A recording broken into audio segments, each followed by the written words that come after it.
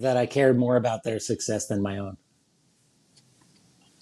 That's what I hope they would say. And I hope they say that now. Because And I bet you probably all of them do. I hope, I mean, there's an old saying that they don't care how much you know till they know how much you care. And I think that's that line alone stuck with me a long time ago as being, I think, much bigger and more important um, as I grew into a role of being a broker. I didn't know how much of an impact that would have on me when I first heard it. So hopefully that's what they would think. Welcome to the Leading Lane podcast for real estate pros by real estate pros with your hosts, Ashley Frederick and Stephen Birch. If you're looking for an honest, authentic, and raw perspective, you found it. Welcome, everyone, to the Leading Lane podcast. We are super excited to have another wonderful friend of ours on the podcast today. Our friend Leon here is joining us. Leon is a world of joy, is how I explain Leon. But all kinds of good things that people wouldn't know about Leon. He's been an amazing resource for me as I've grown my business. So we're excited to pick his brain today on the podcast. That's a nice introduction. Thank you. I want to call him more often. Love it. There you go. So, Leon, let's first start with, who are you? If the listeners have never heard of you, never met you before, they need to, right? Like, you're a hoot to be around. But give us a little rundown of somebody that's never met you before. A little rundown. I guess going back, I'm somebody who went to college for one semester and knew I wanted to come back and work. And I joined a commercial real estate firm when I was like 18 or 19 years old. I got thrown into real estate because I asked people what I could do to work in real estate, and there was no internet or anything at the time. And so people who were selling an office building or a shopping center would say, well, go put together a package for me to sell this. And I'd be like, well, what do you want me to do? And they'd say, just figure it out, because that was the great education I got. And so that's how I really started in real estate, to learn all about commercial real estate much before residential real estate. I did that for, I guess, till I was about 25.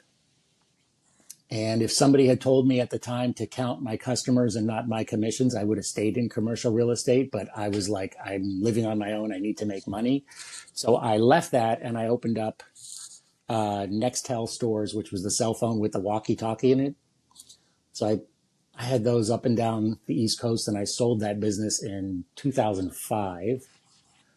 I played a lot of golf for about 6 months till I came home one day.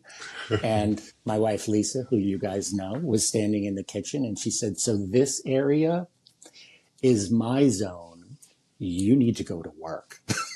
So I joined the residential firm where she was working, and I sold there for 4 years. And then I took over as the broker for this company. And I was the broker for, 15 years before we opened up our next home brokerage in 2019.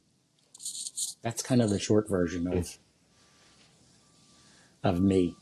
I've got a wonderful wife, Short and sweet. There's some two awesome kids. There we go. There we go.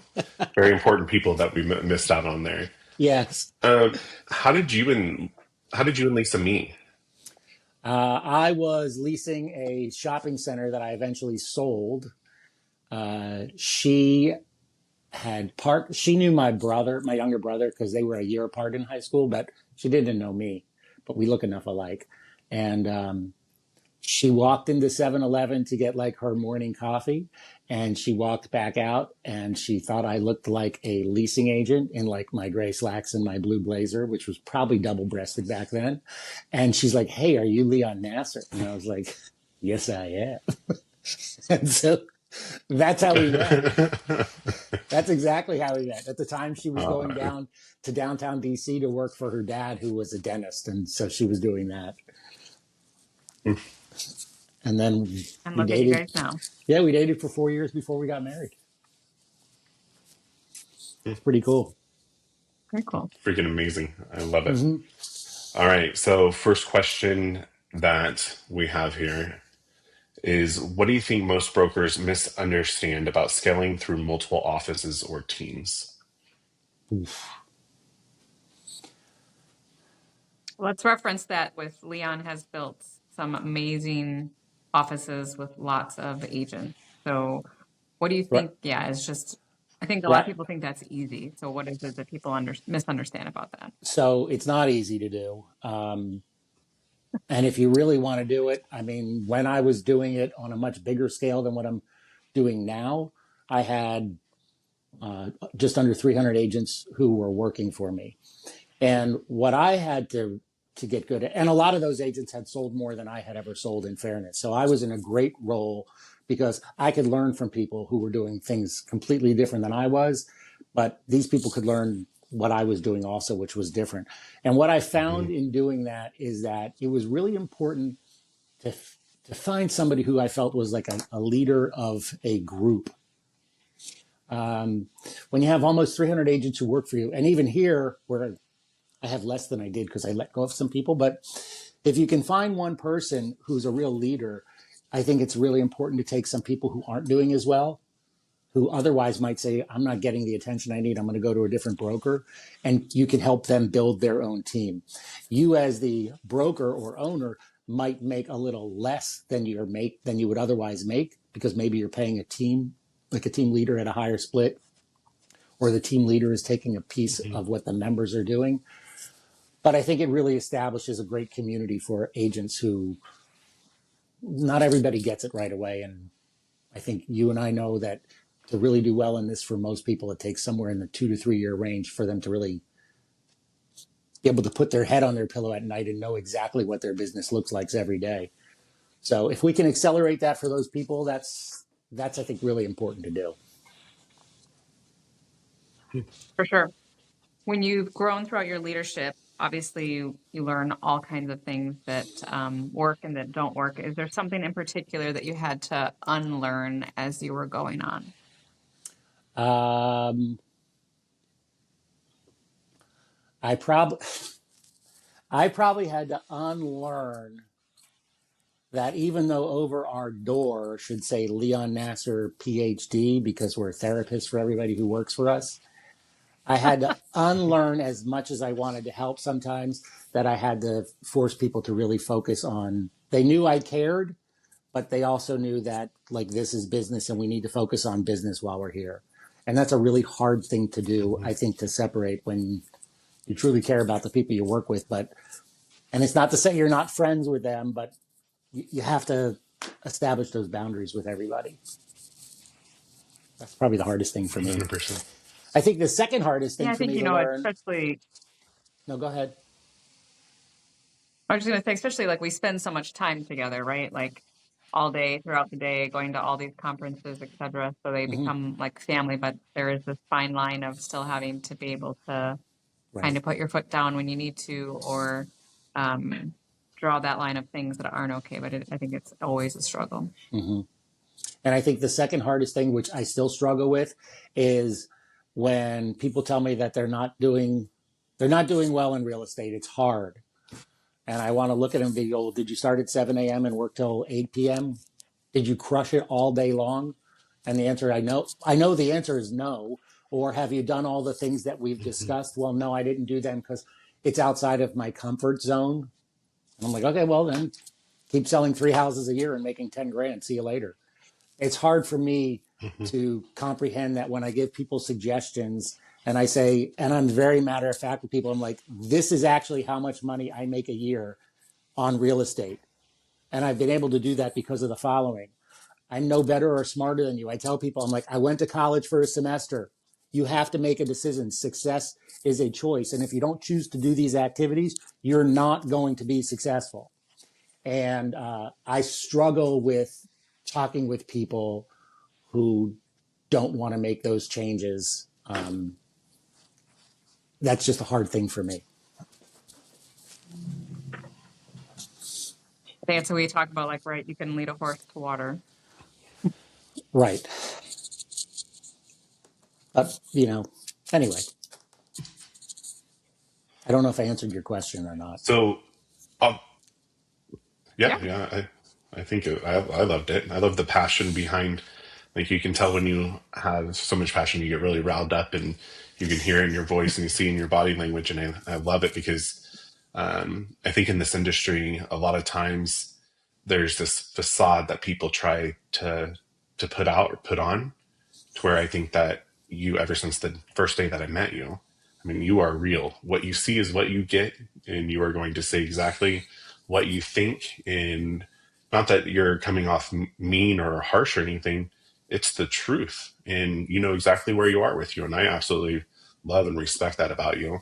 And that's not always received well, right? No. How do you think that how do you think that your personality type has helped you or maybe hindered you in this industry? Well, I definitely think that me saying what's on my mind is a blessing and a curse. And I've had to learn how to not always say what's on my mind. And I'll be typing an email to somebody, and Lisa will come over and be like, delete, delete, delete, delete, delete. Like, you're not sending that. I was like, what? It's exactly what I want to say. She's right. She's like, you sound mean. Mm-hmm. So the people who know me, who work with me, they understand that I'm hard charging and that I'm there. I'm definitely there to help them in their best interest, but I know it's sometimes I turn people off the wrong way if it's with their our personalities can be different. I guess if you were to do, and I don't even remember what they all stand for because I don't really care, but which is another problem, like the disc profile, how you're supposed to be a certain way towards other people. Mm-hmm. Yeah, I don't do that. And so if that could be a struggle for me at times. Mm-hmm. I love it. I definitely have some of those qualities for sure. So just a little bit, bit. Maybe that's why I like you so much. It is what it So is. yeah, absolutely. You've recruited a ton of people into your company or into your teams. So what do you think matters the most? Is it culture, systems, opportunity? Like, why do you think that matters? When I recruit people, which when I first opened up this brokerage, I had recruited a lot of people, and then I decided to scale back from what I was doing because I wanted fewer people. That was very intentional. When I talk to people, I share what I want to find out is, are you interested in doing this as a hobby, or do you really want to create independent wealth? If you want to spend your time creating independent wealth and be with a group of people who are doing the same thing, then this is the right place for you to work. If you just want to help people buy and sell a few homes, this probably isn't the right place for you, because I'm looking for people who don't just want to do that, who also want to make investments and own properties on their own that they can rent out, or do commercial development, or bring in opportunities where I could do the commercial development and then we all benefit from it. So if you want to come and join and really learn how to be wealthy, I'm a good place to work. And that's when I recruit that way, the people coming in know, like, we're really going to work. So what do you think, Leon, is a mistake that brokers make when trying to recruit like experienced agents, right? You'll be like, oh, they close, 70 transactions a year, so they're a must to have. What do you think that people mistake when they think like that? like, if you close 70, that I have to recruit you to have you come over? Is that what you're saying? Yeah. Yeah, I think that a lot of people, like when they're recruiting, they're just trying to go after like the big fish is what they say, right? I think you could, but so the way I look at this is, if you are selling where you are 70 units, since that was your number, you're doing 70 units a year. That's a lot of properties. You're working, you probably have you've got your systems with either a virtual assistant or somebody who works for you in person. You probably have a couple people who work with you that you can have leads going out to. And where you are, there's no question you're going to be at a high split. So I can either come after you and say, hey, instead of just your high split, I'll give you a higher split, which doesn't make a difference, because if you're somebody who's earning $700,000 or $800,000 or $900,000 a year, for you to get 3 points more, there's nothing in your life which is going to be different. So if you're going to spend time going after somebody like that, you really have to spend time more on the relationship side of it to see what makes them tick and see if you can bring something of value to them that they don't have.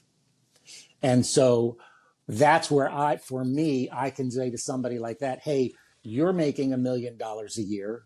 As an example, we're building 92 townhomes. We got shovels in the ground at about 90 days from today. We're going to have about 30 million into the project, and we're going to sell it for about 60 million. If you'd like to be a part of something like that, so now you don't have to spend time doing 70 transactions, but you can make more money doing 50 transactions, is that of interest to you? And I think that that's a game changer for somebody who has earned that type of money, because people who earn a lot of money, they don't necessarily want to do things just because they're going to earn a whole lot more money. They want that to be the byproduct of it, but they want to challenge themselves to be better or do something different than just the same routine over and over again. And I think when you're recruiting people who are new, who either just got their license or maybe they're somewhere and they've done 5 or 6 transactions, if you can bring them in and ramp them to get to that same level, for the most part, you got a customer for life. They're not going to leave your brokerage. Some people will leave, but I think for the most part, people will stay with you. And you guys can probably, from how many people have joined you versus how many people have left you. And it's because of what you deliver to them. People stay with you, and you teach them how to be better, and you give them opportunities to grow. So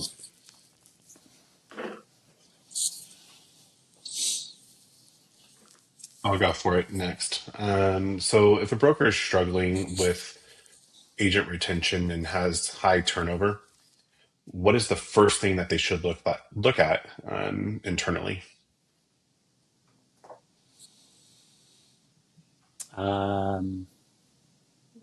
they should look at themselves internally, and then they should pick up the phone. Awesome. Yeah, and then they probably should pick up the phone and call another broker who isn't struggling or who doesn't have high turnover and ask what they're doing. I think a lot of people won't do that because their ego will get, and I don't mean that in a bad way, but I can do this on my own. I don't need anybody. I don't need any help. I sold a lot, so I should be able to be a manager myself. And if you're new at being a broker, there's a learning curve. And then there's even a greater learning curve if you want to step out of your role of active sales, somebody who's selling $30 million a year and running her brokerage, to how do I step that back and maybe I can do 20 million a year and have other people take over that business so I can have more time for vacation or enjoy other things in my life. And so that's not somebody who has a big turnover, but it's how do you transition that as a broker? But the first thing you have to look at is yourself, and are you doing the right things? And unless you do that, I'm not a fan of making a yearly plan. I think that that's the most ridiculous thing because I have no idea where I'm going to be next February. But I think you really have to make a weekly plan. You can have a vision of what you want to have accomplished, but you have to have a weekly plan that you revisit every week. And you need to let your team know that that's what you're doing. And I think if you do that and your team buys into what you're doing, you won't have those kind of struggles.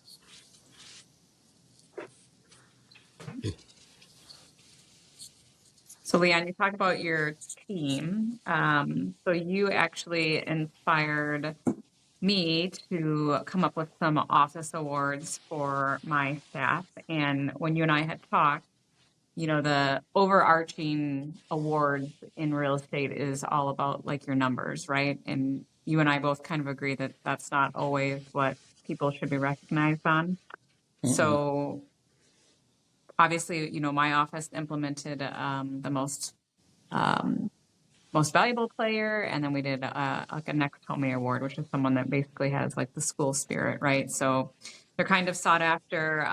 It's kind of become a competition. I think that that's why people step up. So what do you think is meaningful for agents, and why do you think it's something outside of just always the numbers? I think it's not just in real estate. I think it's at any job. I mean, we all go to work to earn money, whether you go work at Nordstrom or you work in real estate. And so what's the environment like that makes you want to be part of it? And so if you're doing something different and fun like that, you know, here's the agent who did a coat drive this winter and got 300 coats for kids. And let's give them here's their paper plate award, you know, or actually go get a stupid little trophy and have it engraved. When you start to do things like that, it becomes fun. And I think when you do that, if you're going to do that, I would also incorporate a whole bunch of other prizes that you do. So there's a few people that are going to really be recognized, and everybody knows that they're doing something a little different because it might be their passion, right? But then you could also we did last year an award we had somebody who sold a parking space in DC for $5,000. And it took him 4 months to put this deal together. So that was like one of the most fun awards because everybody knows this person spent 4 months and earned like $150. So I had gone to the dollar store or Five Below or whatever, and we got a whole bag of just junk. And I think that they got like oven mitts with a crab on it. Like, here's your prize for that. And so then it became a joke of a prize, but then everybody starts wanting to get one of these little prizes. So everybody left with something, but we really did have something a little more significant for kind of who the people are. And it doesn't really matter how much you sold. Everybody knows who works with Ashley, as you as an example. Everybody who works for you knows how much you sell. What are you going to do? Give yourself an award? I'd like to give myself an award as the top salesperson. People will be like, that's terrible. And if you have somebody who works for you like you, who's the top salesperson, and they're always getting recognized, I think that makes the other people below them who are still contributing to grow your brand. I think that makes them feel like, am I not important enough to be recognized? So if you really want to create that culture, you need to make it fun for everybody.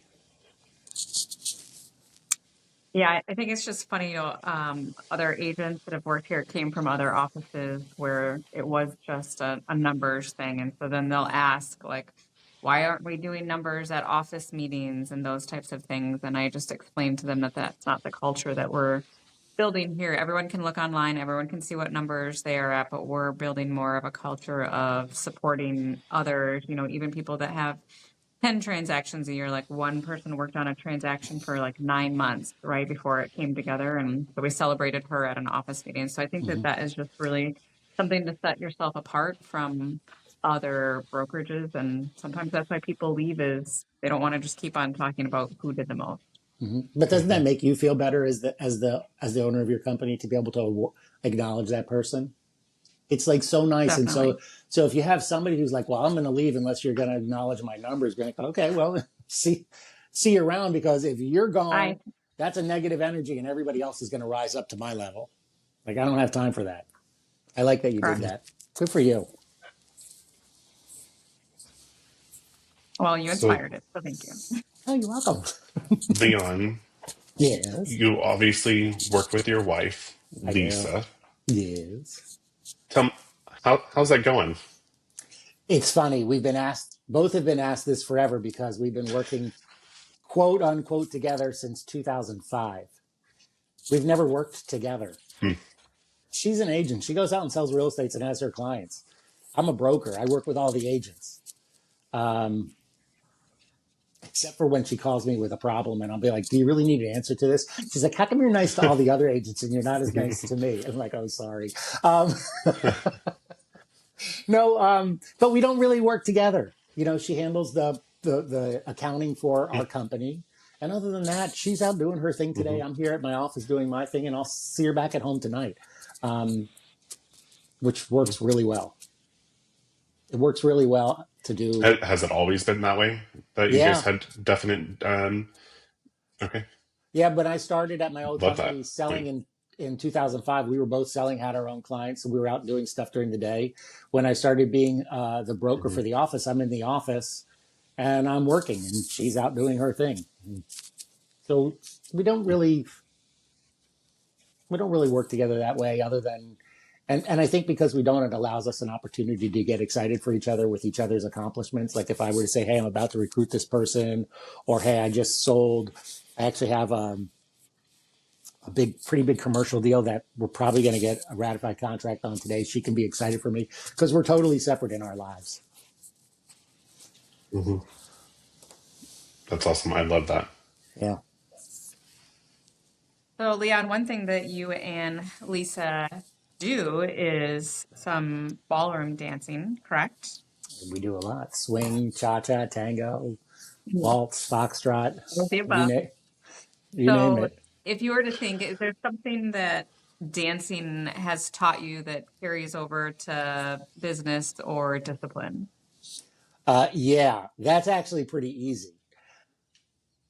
It is really hard and it takes a really long time to get good at all these different mediums of dancing. Even if you're a good dancer, like you can go to the club and dance and everybody's like, oh, you've got rhythm. To actually go and do foxtrot and then waltz and then go to a tango, then a cha-cha, whatever you name it, it takes years to have it look effortless. And there have been, we were dancing on Tuesday night, and there was somebody who's been in the group for, they take lessons right before us, and they've been there like 4 months, and they go, oh my God, we can't wait to be like you someday. I'm like, yeah, well, I've been doing this for like forever.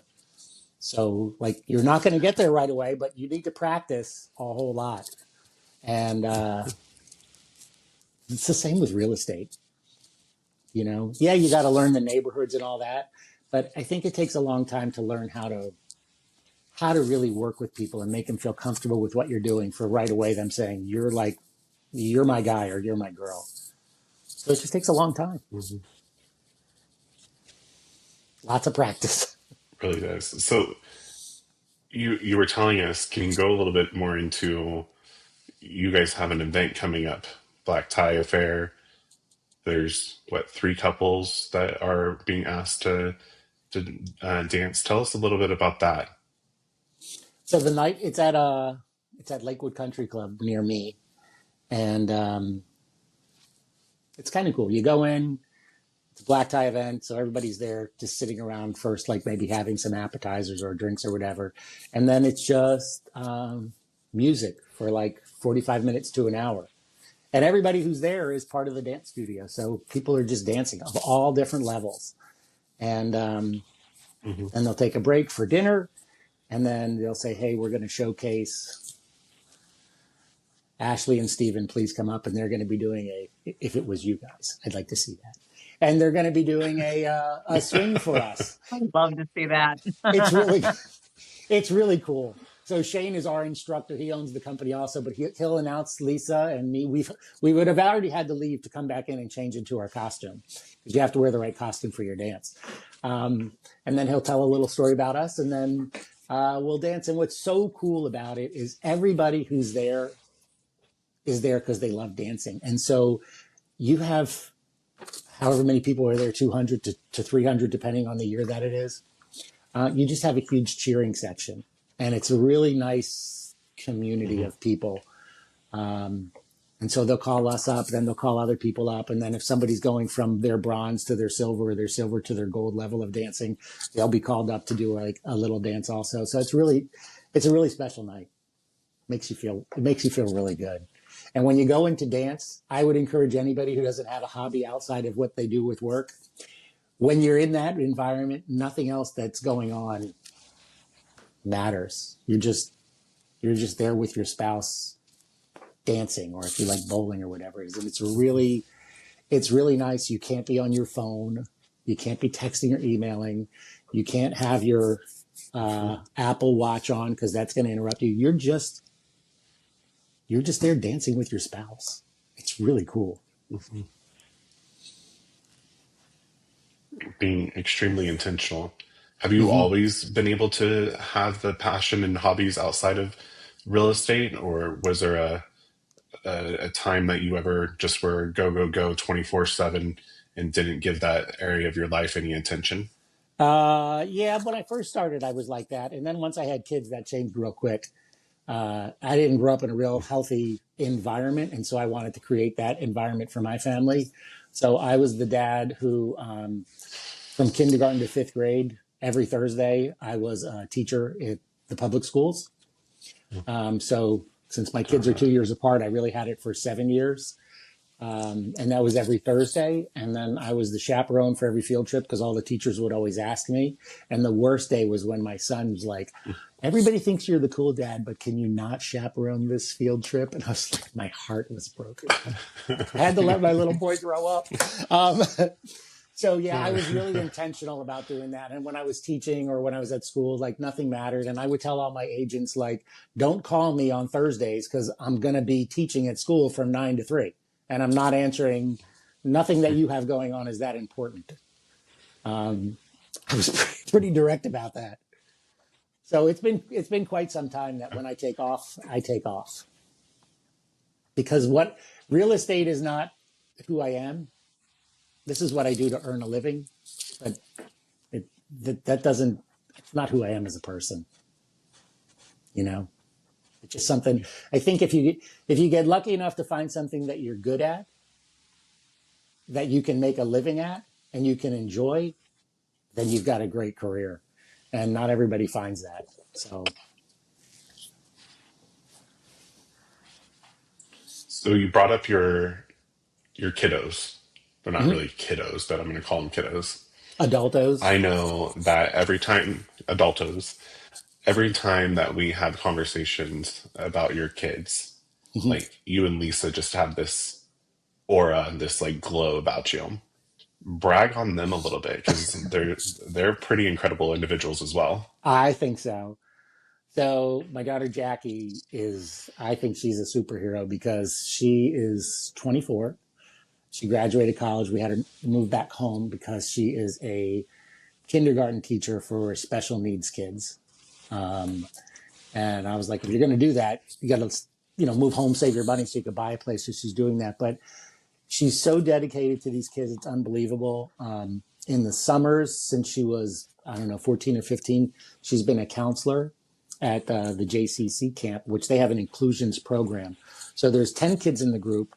And let's say I would have the 9, but she's got one who's one-on-one with them because they're special needs. And some of them are like this girl she had last year couldn't even talk.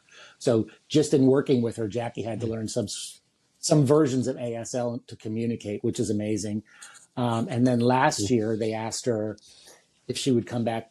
They called her and said, are you planning on coming back to be a counselor? And she said, yes. They go, well, that's good because we want you to oversee all the counselors. So she did that last year. Wow. And she's going to do that again this summer. And so she's a cool girl. And then my son, Sam, is a crazy talented, gifted singer, songwriter, musical theater, mostly. Something really cool he's done a lot of really big stuff with some super famous people. He just found out that his original Broadway show that he's written called The Chef will be put on at Playhouse Theater in Cleveland in 27. So that's really neat. Wow, he released his first album. I think he released his first album probably about 9 months ago. Do you know who Chloe is on Instagram, who's the Broadway singer for all of her listings in New York? She works for Ryan Serhant for that show, $1 Million or $1 Million Listing, whatever it is. So anytime she has a listing, and they're in New York City, so they're like $15-20 million. She spends thousands of dollars on putting on these almost like a Broadway style show of how she sings because she's got a great voice because she was a musical theater kid. So he met with them last week and they've asked him to music direct all of their stuff. The Heart was a show that is a new show coming to Broadway. He was in San Diego for a month for there, and he just finished last week in New York. And then he'll be with them again in August as the musical director for that. And then starting next month, he's been asked to be on the musical direction side of The Lost Boys, which is the newest show coming to Broadway. So they're they're really cool, driven people. They're totally Amazing. different crafts, but yeah, I can talk about my kids all day because I think they're awesome people. I Yeah. wonder where they get that drive and determination from. I don't know. Hopefully it wore off from a little bit of both of us. They're both a little more gentle than I am, so they get that from their mom, which is good.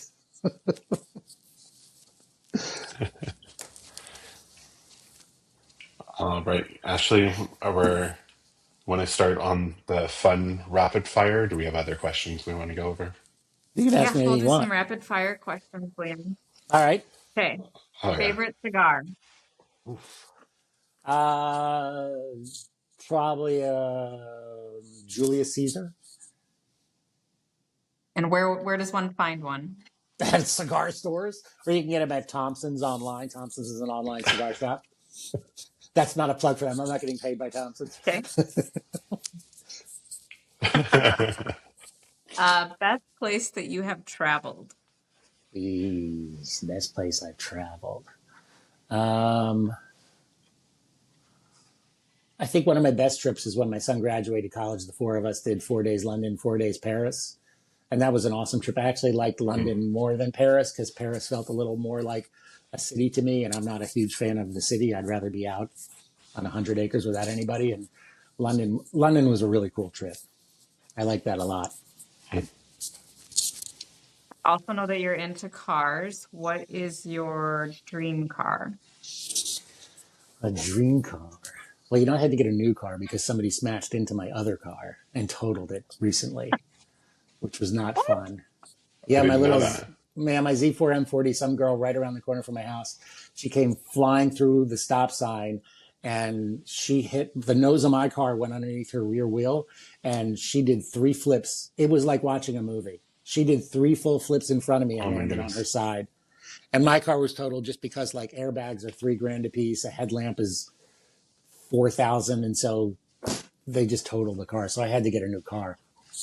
Ooh, real bummer. What would I get though as a dream car? Probably a Ferrari F90 or a 488, one of those two. Very It's cool. hard to get the cars that you want sometimes when you're in this business because I have found I don't want to look like a jerk. And somebody's like, "Oh, you have like my agent's like you have so much money that you can buy this." So I usually buy less than what I would regularly buy. You probably don't understand that feeling though, Ashley. Nope, but then that's just why I went ahead and bought it. If you weren't in real estate, what do you think you would be doing?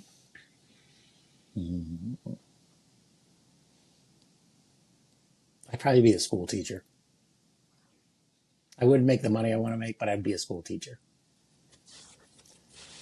Well, kids would love you. Best advice that you ever received that you maybe didn't appreciate at the time?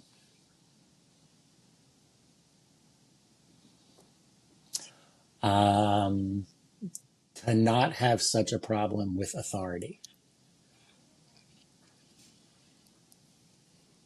That's a good one. That was really good advice. That wasn't good advice at the time I took it because the person who said it to me, I was like, "Who the hell are you?" Should have listened. Say. I got one for you, Leon. What is the smallest airport you've ever been to? Well, that's not a hard question to answer. What's the airport Too called? funny. Manhattan? Is it the Manhattan airport? Was it? What's the airport called where you are? Manhattan, Kansas. That's the airport that I went to. Yeah, Manhattan, Kansas. You're right. I just want to say that it was the best thing ever because Leon had to get Lisa on video camera to show her that there was like 2 gates. And he was like, "You're not going to believe this." It was the best. It was funny. He was like, "Oh, we'll just get food at the airport." I was No, like, you "Yeah, won't. there's You- no And food any at the airport, M&Ms. Leon." M&Ms from a No, vending you won't. machine. Oh, we great. laughed so hard. And then he was like, "We need to get there early." And I was like, "No, I No. think we'll be just fine." Yeah, that was a bit of a shock. A-okay. What else you got? So, I don't know. I'm reading the next one and seeing how I can word it for you. When agents look back on working with you someday, what do you hope that they would say about you? That I cared more about their success than my own. That's what I hope they would say. And I hope they say that now. Because And I bet you probably all of them do. I hope, I mean, there's an old saying that people they don't care how much you know till they know how much you care. And I think that's that line alone stuck with me a long time ago as being, I think, much bigger and more important as I grew into a role of being a broker. I didn't know how much of an impact that would have on me when I first heard it.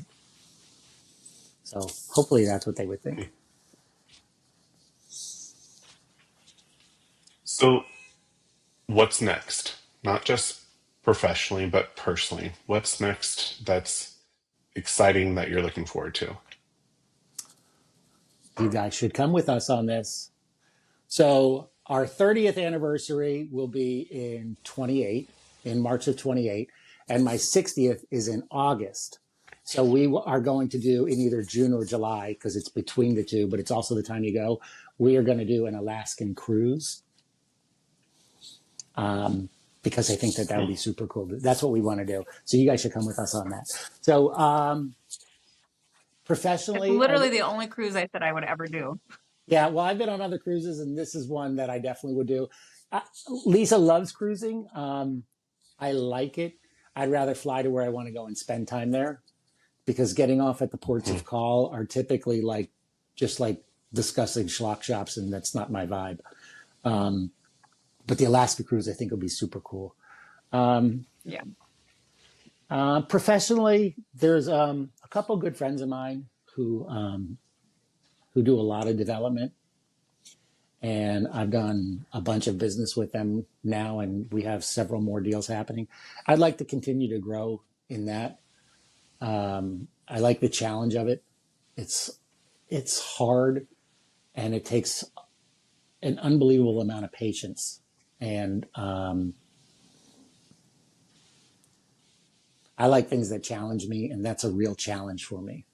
Things that were supposed to settle in June are finally settling in February, and there's reasons for it all along the way, some of which I know could happen and some which are new each time. So I like the challenge of working through those. So I want to continue to do that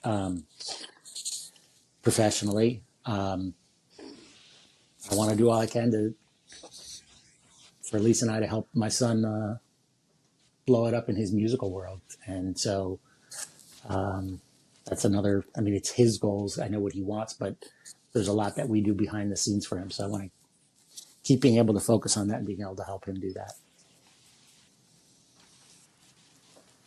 Love that. Yeah. Okay. Any last questions or anything you want to leave us with, Leon? No, I just think it's really words cool of wisdom or points? No, I just think it's really cool that you guys actually do this. A lot of people talk about doing, oh, I'd love to do a podcast someday. And you guys actually jumped in and made it happen. And I think it's nice that you call people that you're friends with and that you know and trust and love and care about already. And it'll be cool to see where you grow this from, because it's not, you're not doing a podcast based on what your career is in real estate. You just happen to be meeting with people who might be in real estate, but you're just talking about the human side of people. And I think it's really nice. So I'm really honored that you included me in this. Well, we are honored to have you, and we are always thankful for all of your input and everything that you do for us and everyone in your circle. So thank you so much. Leon, Thanks. if somebody were to be looking to get a hold of you, what's the best way to get a hold of you? They can call me. You want my number? And what's your Put number? it out for the world. 8675309. No, it's a 301. It's sorry. If you're at a certain age group, you know that song. It's 301-674-7981. Perfect. Well, Leon, thank you. Thank you, and I'm guys. going to leave this so it's documented properly. One, we'll miss you in Dallas, but we understand. But two, maybe we can meet up in Aruba in May. Just throwing that out there. So I will go along with that, provided that one of you four doesn't book it the day before and be like, oh, by the way, just an aside. Yeah, fair. Deal. Yes, Fair. Aruba in May. Hold on. No, because I'm going to text Perfect. Lisa. I'm texting Lisa Aruba in May. I'm going to text this to Lisa when we get off the phone. Perfect. Perfect. Okay. Love it. Well, again, Leon, thank you so much. Thank We you, appreciate guys. you taking the time to be with us. And My pleasure. for all the listeners, make sure you reach out to Leon. So thanks for listening. Thanks. Talk soon. If you've enjoyed today's episode, please like, subscribe, and share with others. Stay connected for more genuine insights and strategies to boost your real estate career on Facebook or check out our website. We'll see you next time.